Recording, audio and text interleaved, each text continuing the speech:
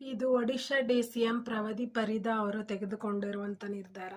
ಈ ಆದೇಶವನ್ನ ಮಕ್ಕಳ ಮತ್ತು ಸಂಪನ್ಮೂಲ ಸಚಿವೆ ಪ್ರವದಿ ಪರಿದಾ ಅವರು ಈ ಆದೇಶವನ್ನು ಹೊರಡಿಸಿದ್ದಾರೆ. ಮಹಿಳಾ ಮತ್ತು ಮಕ್ಕಳ ಸಂಪನ್ಮೂಲ ಇಲಾಖೆಯನ್ನು ವಹಿಸಿಕೊಂಡಿರುವ ಪ್ರಹದಿ ಪರಿದಾ ಅವರು ಈ ಒಂದು ಆದೇಶವನ್ನು ಹೊರಡಿಸಿದ್ದಾರೆ.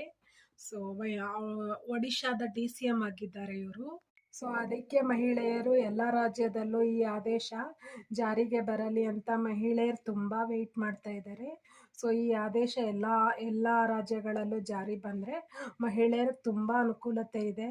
ಸೊ ಒಡಿಶಾದಲ್ಲಿ ಇಂತಹ ಒಂದು ಆದೇಶವನ್ನು ಬಿಟ್ಟಿರುವುದರಿಂದ ಸೊ ಇಂಥ ಆದೇಶ ಎಲ್ಲೆಲ್ಲಿ ಜಾರಿಗೆ ಬರುತ್ತೆ ಅಂತ, ಯಾವ್ಯಾವ ಪ್ರದೇಶದಲ್ಲಿ ಜಾರಿಗೆ ಬರುತ್ತೆ ಅಂತ ಕಾದು ನೋಡೋಣ. ಸೊ ಇದು ಒಂದು ವುಮೆನ್ಗೆ ಸಂತಸವಾದ ಸುದ್ದಿಯನ್ನು ನಾನು ಹೇಳಿದ್ದೇನೆ. ಸೊ ಇವತ್ತಿನ ವ್ಲಾಗ್ ಇಲ್ಲಿಗೆ ಮುಗಿತಾ ಇದೆ. ಇದು ಸುಮಾ ಸೈನಿಂಗ್ ಆಫ್ ಫ್ರಮ್ ಸುಮಾ.ಚುಮ್ಮಿ ಚಾನಲ್. ನಮಸ್ಕಾರ.